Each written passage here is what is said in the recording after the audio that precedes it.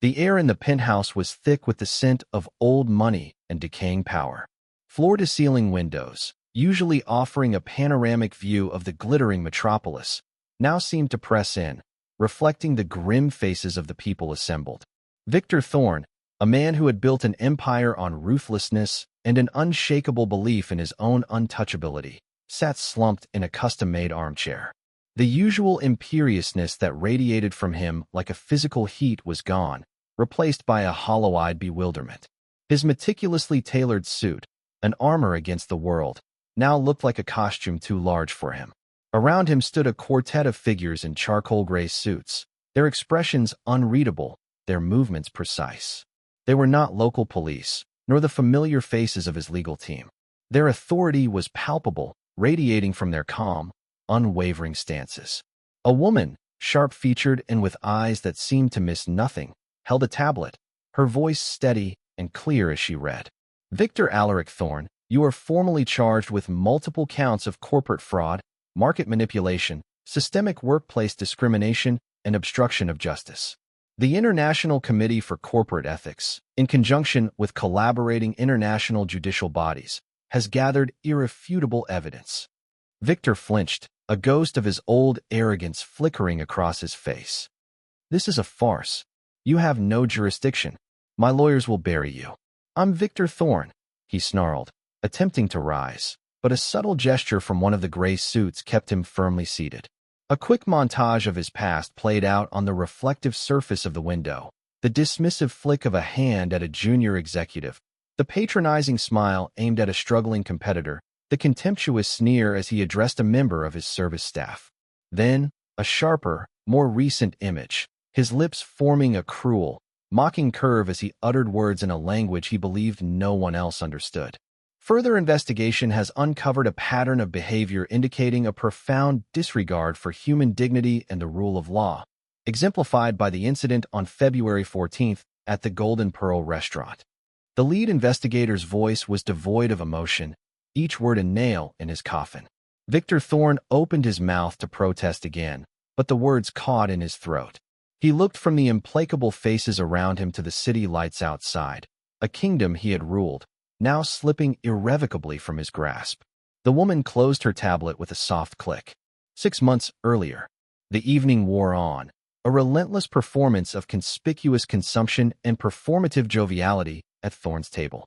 Akila continued her duties with the same detached professionalism, anticipating every request, every spill, every raised eyebrow. She moved through the clatter of plates and the drone of self-important chatter like a phantom, her mind a quiet sanctuary amidst the chaos. She had seen countless men like Thorne, their power intoxicating, their arrogance a protective shield against the inconvenient realities of others. Suddenly, a loud, grating voice cut through the background hum. One of Thorne's guests, a man with a florid face and an overabundance of gold jewelry, leaned back in his chair and beckoned to Akila with an impatient flick of his wrist. "Waitress, more of the red stuff," he slurred, pointing vaguely at an empty wine bottle. Akila approached, her voice soft but clear. "Certainly, sir. The Chateau Lafayette Rothschild, 2005? The man sneered. "Whatever it is, just get it. And try to hurry, darling. Some of us have important business to discuss." He emphasized important business, with a patronizing smirk, casting a glance at Thorne for approval. Akila inclined her head slightly. "I will bring it right away, sir." Her composure was absolute, betraying no offense. Thorne, who had been observing the interaction with a smug expression, chuckled. "Ah, the ever-present accent, isn't it?" he drawled, his voice carrying. His guests tittered. "So quaint. Where are you from, dear? Somewhere exotic, I presume? Always sounds so delightfully rustic." He took a slow sip of his own wine, his eyes glinting with amusement. He wasn't asking out of genuine curiosity, but to highlight her perceived otherness and diminish her. Akila paused, her back straight. "I am from here, sir," she stated simply, her gaze meeting his for a fleeting moment. Thorne scoffed. "From here," she says. "Well, I suppose the melting pot still bubbles, doesn't it? But really, darling, if you want to get anywhere in this world, one must learn to speak properly. Clarity, precision. Not, whatever that was." He leaned forward conspiratorially to his guests. I simply cannot stand people who can't articulate. It's sloppy. Shows a lack of refinement. He then theatrically cleared his throat, a performance for his audience. Let's try something. Can you repeat after me?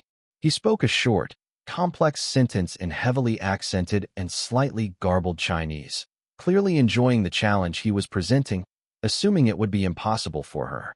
Go on, darling. Try saying that. I dare you. I doubt your little rustic tongue can manage it. He punctuated his challenge with a sneer, confident in her inevitable failure, and perhaps even in the implied insult buried within his poorly pronounced words, an insult he believed would fly over her head. A sudden, profound silence descended upon the table. The sycophantic laughter died down. Akila stood motionless, her eyes, previously veiled by professional neutrality, now held an unnerving, almost glacial calm. A flicker of something unreadable passed through them, a fleeting spark of cold recognition.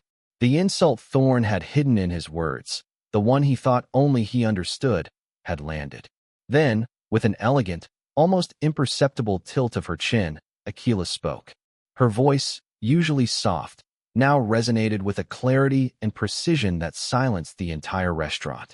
She repeated Thorne's Chinese phrase flawlessly, each tone perfect, each syllable crisp. She then continued, her voice still composed, adding several more sentences in pure, unadulterated Mandarin, using idiomatic expressions that conveyed a subtle but devastating critique of his arrogance and ignorance, all wrapped in impeccably polite phrasing. The words flowed effortlessly, a cascade of perfect pronunciation and cutting nuance.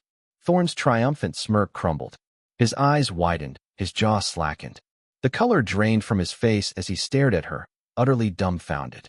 His guests, confused by the language but acutely aware of Thorne's sudden, mortified silence, shifted uncomfortably in their seats. Akila finished, her gaze unwavering, a silent challenge in her steady eyes. Is there anything else I can assist you with, sir? She asked in flawless English, her voice now back to its soft, professional tone, but with a new, understated edge that sent a shiver down Thorne's spine. He stammered, trying to regain his composure. And no, that's just a trick. A parlor trick, he blustered, but his voice lacked conviction. His face was a mask of shock and wounded pride, his carefully constructed facade of superiority having just been publicly shattered by the very person he sought to demean. The tables had, in a subtle but profound way, already begun to turn. The rest of the evening at the Golden Pearl passed in a blur of forced pleasantries and an unsettling quiet around Thorne's table. He tried to reclaim his bluster, to dismiss Akila's display as a mere fluke, a lucky guess, but the seed of doubt had been planted. His guests, though still outwardly obsequious, cast furtive glances at him, their earlier fawning replaced by a subtle, almost imperceptible shift in their deference. The air around him, once buzzing with his perceived invincibility, now carried a faint tremor of uncertainty. Akila, meanwhile, resumed her duties as if nothing extraordinary had occurred, her demeanor as serene and professional as before, but beneath that calm exterior, a storm was brewing. Later, as the last of the diners had departed and the clatter of closing rituals filled the emptying restaurant, Akila meticulously stacked chairs and polished silverware. Her colleagues, tired but relieved the night was over, bantered softly, oblivious to the momentous shift that had just transpired. Akila moved with purpose, her movements efficient, almost ritualistic. She clocked out, exchanged a brief, polite farewell with the manager, and stepped out into the cool night air of the city. The towering skyscrapers, once symbols of Thorne's dominion, now seemed to watch her, silent witnesses. She didn't head straight home. Instead, she took a winding route, navigating through quieter streets before eventually entering a nondescript apartment building. Inside her small, sparsely furnished apartment, the transformation began. The crisp black uniform was carefully folded and put away. She changed into comfortable, yet sophisticated, attire. Her calm exterior, however, remained. She then went to a hidden compartment in her bookshelf, revealing a sleek, encrypted laptop. The screen glowed, illuminating her face as she typed in a series of complex passwords. The interface was stark, professional, and entirely devoid of the frivolous trappings of consumer software. This was not a personal device. It was a secure communication hub. Her fingers flew across the keyboard, typing with a speed and precision that belied her earlier role as a server. She wasn't Aquila, the efficient waitress. Her true identity was Aquila Ngam, a former senior analyst for the International Committee for Corporate Ethics, ICC. For years, she had been a key figure in exposing global corporate malfeasance. Her expertise in linguistics, cultural nuances, and financial forensics making her an invaluable asset. Her current position at the Golden Pearl was no accident. It was a deeply embedded, long-term covert operation. The ICC had suspected Victor Thorn's empire was built on a foundation of unethical practices, systemic exploitation, and veiled corruption, but direct evidence had always been elusive, shielded by layers of legal loopholes and powerful local connections. Aquila had volunteered for the deep cover assignment, meticulously building a cover story, learning the restaurant's operations inside out, and patiently observing Thorn's patterns, waiting for the definitive trigger. The incident tonight had been precisely that trigger. She opened a new, highly classified report and began to type, detailing the encounter with Thorn. She recounted his dismissive attitude, his deliberate mockery of her accent, and most crucially, the specific Chinese phrases he had uttered. She carefully transcribed his poorly pronounced Mandarin, then her own perfectly articulated response, and most importantly, the nuanced idiomatic expressions she had used. Thorn's words, she explained in her report, were not just rude. They contained subtle, veiled threats and deeply offensive cultural slurs, cloaked in the assumption that his target would not understand. Her fluent, culturally appropriate response had not only exposed his ignorance, but had also, she believed, revealed a deeper level of malicious intent. She attached an audio recording, discreetly captured by a micro-device embedded in her uniform, to the report. It was a clear, unambiguous record of the entire exchange. To this, she added years of meticulously compiled dossiers on Thorn's various businesses, his known associates, his political donations, and a web of suspicious financial transactions that had long raised red flags within the ICC. The subject, Victor Thorn, she typed, her fingers still, her gaze fixed on the screen, has consistently demonstrated a profound contempt for individuals he perceives as beneath him, a pattern indicative of a core belief in his absolute immunity. Tonight's incident, particularly his use of derogatory and threatening language under the assumption of linguistic superiority, serves as confirmation of his systemic abuse of power and disregard for ethical conduct. The hidden mechanism has been activated. With a final click, she encrypted and uploaded the comprehensive report to the secure ICC server. The data package, a digital time bomb, was now hurtling through cyberspace, destined for the highest echelons of international corporate oversight. Aquila closed the laptop, the screen going dark. The quiet confidence in her eyes had sharpened into a steely resolve. The invisible war had just begun. In the weeks that followed the incident at the Golden Pearl, Victor Thorn tried to dismiss the unsettling encounter as a momentary blip, a minor indignity at the hands of an unexpectedly articulate waitress. He busied himself with the usual whirlwind of corporate dealings, public appearances, and lavish parties. Yet, a faint, almost imperceptible tremor had entered his meticulously controlled world. It began subtly. One of his smaller, less significant holding companies, a subsidiary dealing in obscure real estate ventures, received an unexpected and unusually thorough audit request. Thorn, used to such bureaucratic annoyances, instructed his legal team to make it go away, confident that a few well-placed phone calls or a quiet donation would smooth things over. But this time, the requests persisted, the auditors proving uncharacteristically persistent and impervious to his usual influence. They seemed to dig deeper, asking questions about transactions that should have been buried under layers of corporate obfuscation. Then came the new faces. At a high-profile industry conference, where Thorn was accustomed to being the unquestioned star, he noticed a group of unfamiliar individuals moving with a quiet confidence that set them apart from the usual jostling crowd. They introduced themselves as consultants from various international think tanks or investment funds, yet their questions in subsequent meetings with his executives were too incisive, too specific, too knowledgeable about the intricate workings of his global empire. One woman, a sharp-eyed woman named Dr. Lena Petrova, with a calm, almost academic demeanor, asked about his company's overseas labor practices with a level of detail that made his usually unflappable HR director visibly sweat. Thorne, attributing it to a new wave of overzealous transparency advocates, merely grunted, dismissing them as a nuisance. More paperwork for the lawyers, he'd scoffed to his inner circle, confident that his local connections, his network of indebted politicians and compliant regulators, would ultimately make these meddlers disappear. He saw them as amateurs, idealists with no real power against the well-oiled machinery of his global enterprise.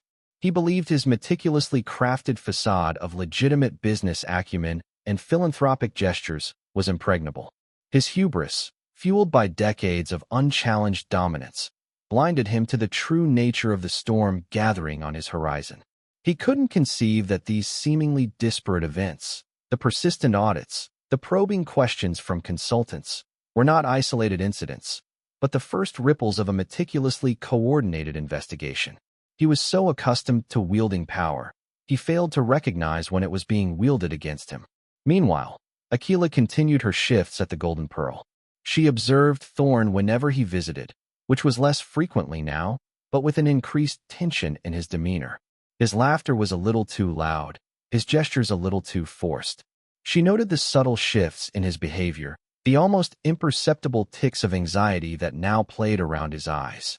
She was a silent witness, a ghost in the machine, her eyes missing nothing, her mind processing every detail.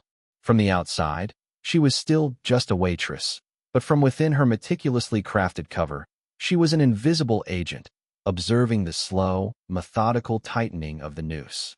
The shadow on Thorne's horizon was growing, and he, in his arrogance, mistook it for a passing cloud.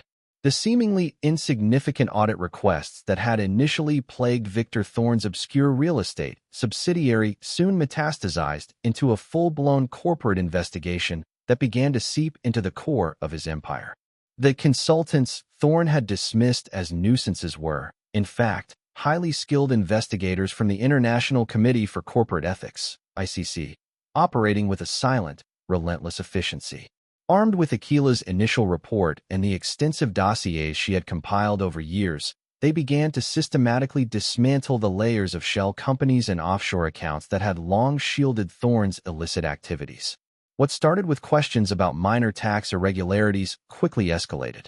The ICC team, led by Dr. Lena Petrova, a woman whose calm exterior belied a razor-sharp intellect, began uncovering intricate schemes involving misallocated funds, inflated project costs, and illicit land deals that had enriched Thorne at the expense of local communities and unsuspecting investors.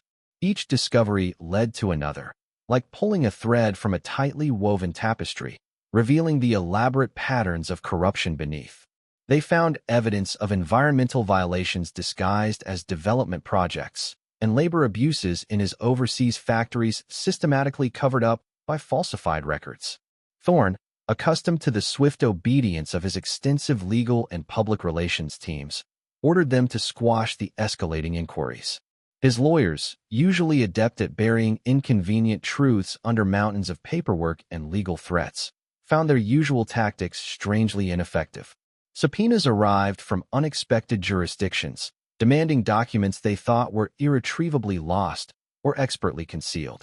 Media inquiries, once easily managed with carefully crafted press releases and no-comment statements, now hinted at a deeper, more troubling narrative, refusing to be silenced by the usual PR machinery.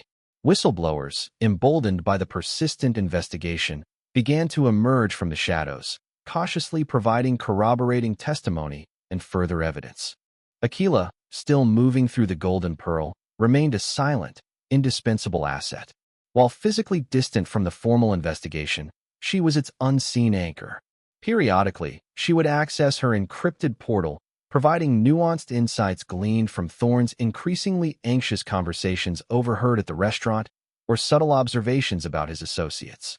A fleeting comment about a specific bank in the Cayman Islands, a casual mention of a meeting with a particular politician, an offhand remark about a delayed shipment from a certain factory. These seemingly innocuous details, when cross-referenced with the ICC's data, often provided the crucial missing link, steering the investigators towards new veins of evidence or confirming existing suspicions. She never directly fed the investigation official documents from her cover role, but her keen understanding of Thorne's psychology and the intricate web of his influence allowed her to anticipate his next moves, predict where he might try to obscure information, and guide the ICC to precisely where the weaknesses in his defensive structure lay. She was the ghost in his machine, subtly influencing its breakdown. Thorne grew increasingly agitated. The smug confidence that had defined him began to fray at the edges. His calls to his friends in high places were met with polite evasions or outright refusal. His usual threats and intimidation tactics seemed to bounce off the impassive, internationally mandated authority of the ICC. He suspected a vast conspiracy, a vendetta orchestrated by an unknown enemy, but the source remained infuriatingly elusive. The local system, which had always been his shield and sword, seemed to be developing cracks, letting in an unwelcome, relentless light. The knot of his corruption was slowly, inexorably, being unraveled. As the ICC's investigation gained momentum, Victor Thorne's carefully constructed edifice of power began to show significant fissures. The seemingly isolated inquiries coalesced into a unified, relentless assault that bypassed the very local structures Thorne had so confidently relied upon. The International Committee, operating with a mandate that transcended national borders and local political influence, was immune to the usual bribes, threats, and backroom deals that had sustained his empire for decades. His local benefactors, the corrupt politicians, judges, and high-ranking officials who had long turned a blind eye or actively facilitated his schemes, suddenly found themselves in a precarious position. The ICC, armed with Aquila's initial intelligence and the growing mountain of evidence, began to trace the connections between Thorne's illicit activities and the very individuals who had protected him. Queries about obscure property deals and consulting fees paid to shell companies, once easily dismissed, now arrived with the full weight of international legal authority. One by one, Thorne's most influential allies started experiencing their own, seemingly unrelated, problems. A prominent city council member, whose re-election campaign had received substantial, albeit disguised, funding from Thorne's companies, faced an abrupt and aggressive ethics investigation into his personal finances. A judge, known for his favorable rulings in cases involving Thorne's interests, found his past judgments being scrutinized by a newly formed judicial review board with alarming intensity. High-ranking regulators, who had conveniently overlooked Thorne's environmental violations, were suddenly transferred to obscure, powerless positions or faced internal audits of their own departments.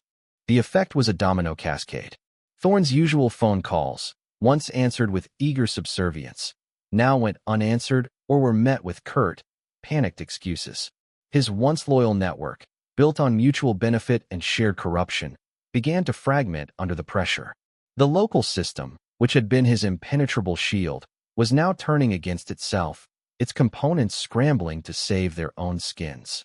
Panic, a sensation unfamiliar to Thorne's inner circle, started to spread. Board meetings, once dominated by discussions of expansion and profit, now revolved around crisis management and damage control. Thorne, for the first time in his life, felt a genuine sense of vulnerability. He still didn't fully comprehend the source of this relentless pressure. He suspected a powerful competitor, or perhaps a rival government agency, but the coordinated, systematic nature of the attacks, coupled with the international flavor of the consultants, baffled him. He tried to exert his influence, to leverage old favors, but found his usual levers of power suddenly unresponsive. Aquila, observing from her quiet vantage point at the Golden Pearl, saw the transformation in Thorne and his associates. The confident swagger had been replaced by nervous fidgeting, the booming laughter by strained silences. She noted how his once impeccable suits seemed to hang a little looser, how his eyes darted around the room with a new, anxious vigilance. Her face remained a mask of professional calm, but internally, she registered each sign of his weakening grip. The cracks in the system were widening, and the invisible war was slowly, inexorably, suffocating its intended target. The foundation of Thorne's local power, once thought unshakable, was now crumbling, threatening to drag down everyone connected to it. The walls were closing in on Victor Thorne, but he still couldn't see the architect of his demise. His initial annoyance had morphed into a festering paranoia. The relentless inquiries, the sudden coldness from his once loyal political allies, the freezing of critical assets. It was an orchestrated campaign, he was sure, but by whom? He suspected everyone. His cutthroat business rivals, a disgruntled former employee, even a shadowy government agency he had once slighted. The thought that a mere waitress, someone he had so casually dismissed and insulted, could be the catalyst, was beyond the realm of his comprehension. His once unshakable confidence had given way to a volatile cocktail of rage and fear. He lashed out at his staff, his lawyers, and even his closest advisors, demanding answers they couldn't provide. His public appearances, once carefully choreographed triumphs, now became fraught with tension. Reporters, emboldened by the growing rumors and leaks from the ICC, began asking pointed questions about corporate ethics and questionable business practices. Thorne's usual charm had evaporated, replaced by defensive snarls and thinly veiled threats. He escalated his attempts to intimidate the ICC investigators, particularly Dr. Petrova. He sent veiled warnings through proxies, hinting at their personal vulnerabilities, trying to dig up dirt on their pasts. He offered astronomical bribes, attempting to corrupt them as he had so many others. But Petrova and her team remained impassive, their resolve unshaken. They operated within a sphere beyond his reach, their integrity absolute, their mandate clear. Thorne's usual weapons, money, influence, fear, were proving utterly useless. The financial hemorrhaging began. Bank accounts linked to his various shell corporations were frozen, major deals stalled, and crucial lines of credit were revoked. His empire, once seemingly invincible, was now bleeding profusely, and he was powerless to stop it. The meticulously woven fabric of his wealth and power was unraveling at an alarming rate, thread by painful thread. He found himself scrutinizing every face, every news headline, searching for a visible enemy, yet finding only the relentless, faceless pressure of an unknown force. He tried to liquidate assets, to move funds, but every attempt was met with a new barrier, a new regulatory hurdle, a new investigation. His most trusted financial advisors, sensing the impending catastrophe, began to quietly distance themselves, their loyalty evaporating in the face of insurmountable legal and ethical scrutiny. The opulent penthouse, once a symbol of his triumph, now felt like a gilded cage, its vastness emphasizing his growing isolation. Aquila, still blending seamlessly into her role at the Golden Pearl, continued to observe him. He visited less and less, but when he did, the transformation was stark. The grand gestures were gone, replaced by a brooding silence. His eyes, once arrogant and self-assured, now held a haunted, almost desperate quality. He barely noticed the staff, let alone her. He was consumed by the invisible enemy, trapped in a spiral of paranoia and self-destruction. Aquila's face remained impassive, a perfect mask. But in the depths of her intelligent eyes, a quiet satisfaction glowed, the cold light of justice slowly, methodically, closing in.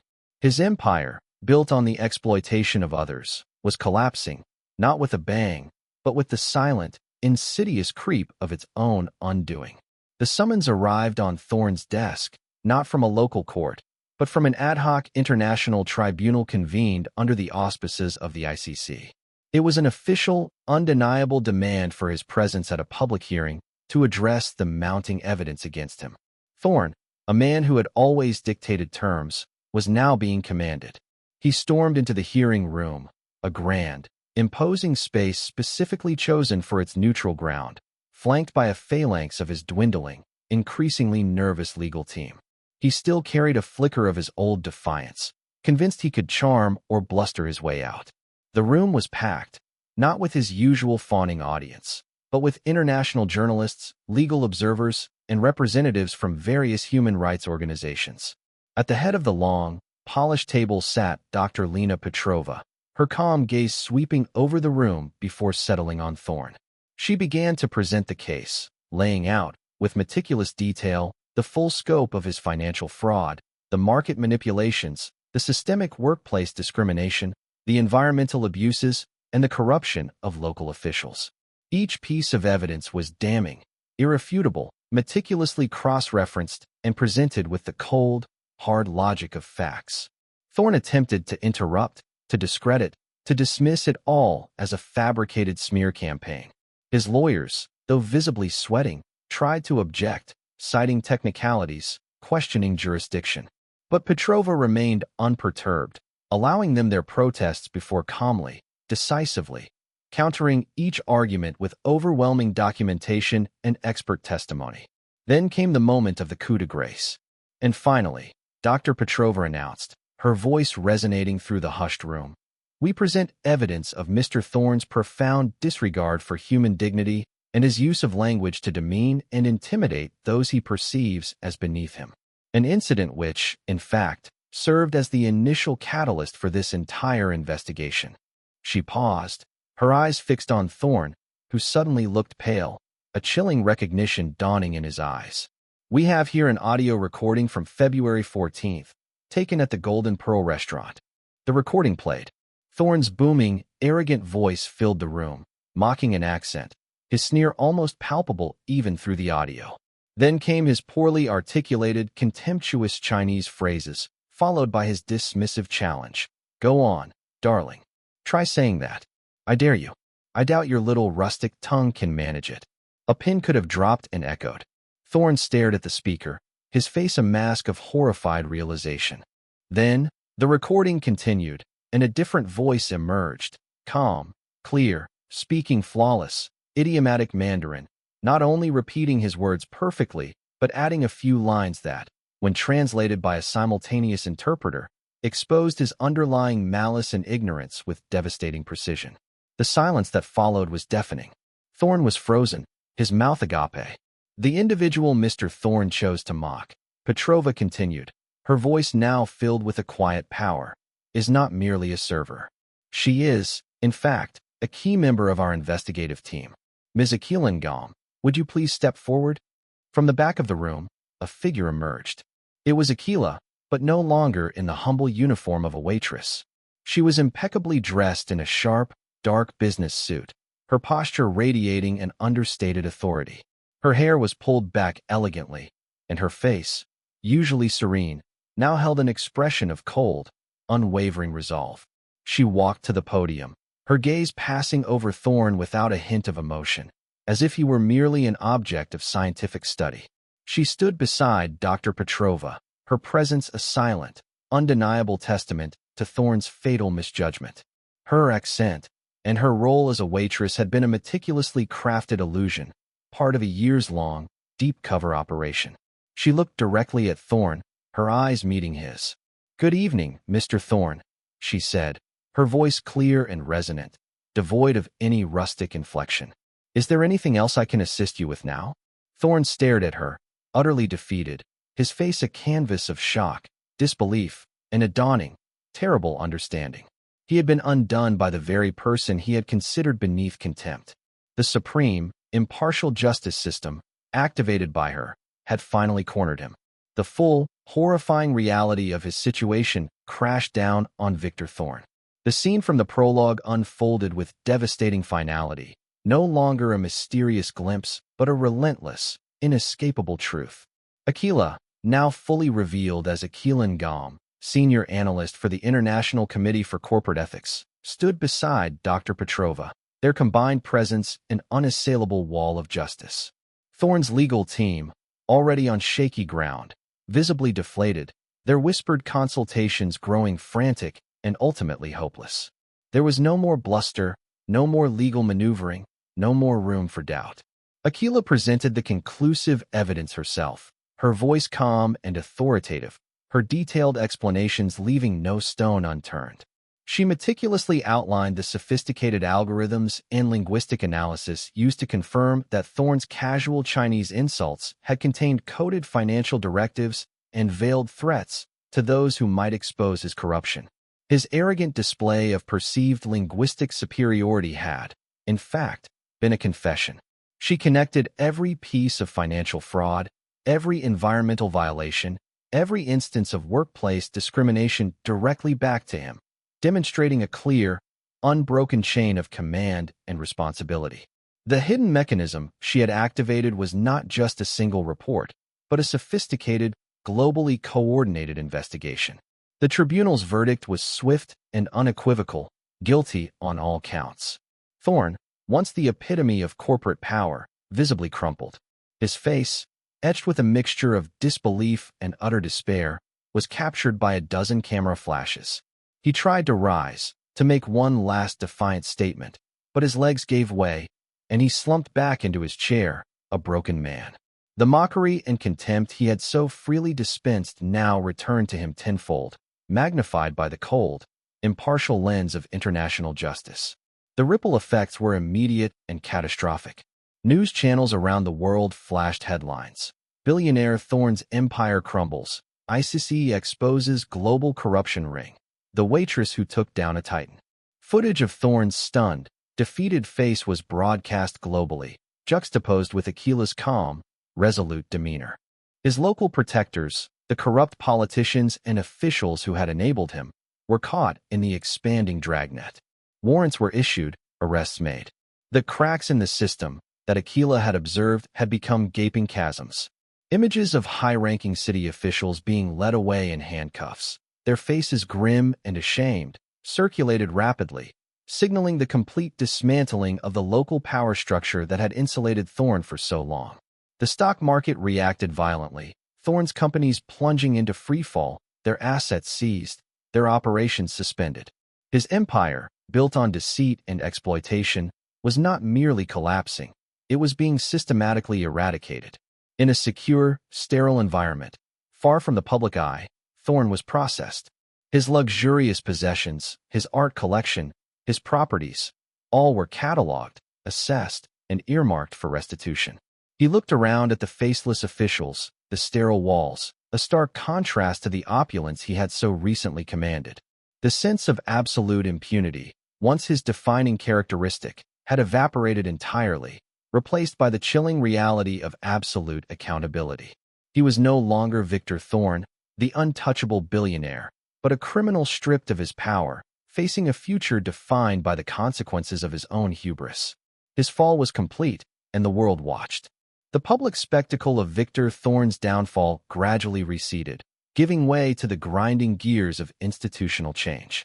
For Aquila Ngam, her mission accomplished, there was no fanfare, no desire for personal accolades. As the media circus moved on to the next scandal, Aquila quietly disconnected from her temporary apartment, leaving no trace. Her transition was as seamless and deliberate as her initial infiltration. She was a force of justice, not a celebrity. Weeks later, the reverberations of the ICC's investigation continued to reshape the landscape. The assets seized from Thorne's vast, now-defunct empire were directed into a global fund for victims of corporate malfeasance, with significant portions allocated to the communities he had exploited and the employees he had mistreated. The intricate web of offshore accounts and shell companies he had used was systematically dismantled, setting a precedent for international financial transparency and accountability. More significantly, the exposure of Thorne's extensive network of corrupt local officials triggered widespread reforms. Governments in several nations, embarrassed by the revelations, were compelled to implement stricter ethics laws, strengthen regulatory bodies, and enhance whistleblower protections. The invisible war had not just toppled a titan, it had catalyzed a necessary, albeit painful, reckoning within the very systems that had allowed such titans to flourish unchecked. We see Aquila again, not in a bustling restaurant or a high-stakes tribunal, but on a brightly lit stage at an international conference on corporate governance and human rights. Dressed in a simple, elegant outfit, she stood before a global audience of policymakers, legal experts, and activists. She wasn't recounting her personal story. She was presenting a detailed framework for preventing future abuses, outlining the need for robust, independent oversight mechanisms that could transcend national boundaries and corporate influence. Her voice, calm and reasoned, carried the weight of experience and unwavering conviction. The true measure of justice, she concluded, her gaze sweeping across the faces in the audience, is not merely the punishment of the guilty, but the systemic prevention of future harm. We must build bridges between jurisdictions, strengthen the voices of the vulnerable, and ensure that no individual, regardless of their wealth or power, is ever truly above the law. As she stepped down from the podium to a standing ovation, there was a profound sense of catharsis, not just for the abstract concept of justice, but for the fundamental human desire to see arrogance humbled and dignity restored. Akila had demonstrated that even in the face of overwhelming power and entrenched corruption, a single, determined individual, armed with intelligence, patience, and access to a higher, impartial system, could bring about monumental change. The story ended not with a hero's triumphant roar, but with the quiet, resolute promise that the echoes of language, once used to demean, could now be a powerful instrument for justice, heralding an era where accountability, finally, had a voice that could not be silenced.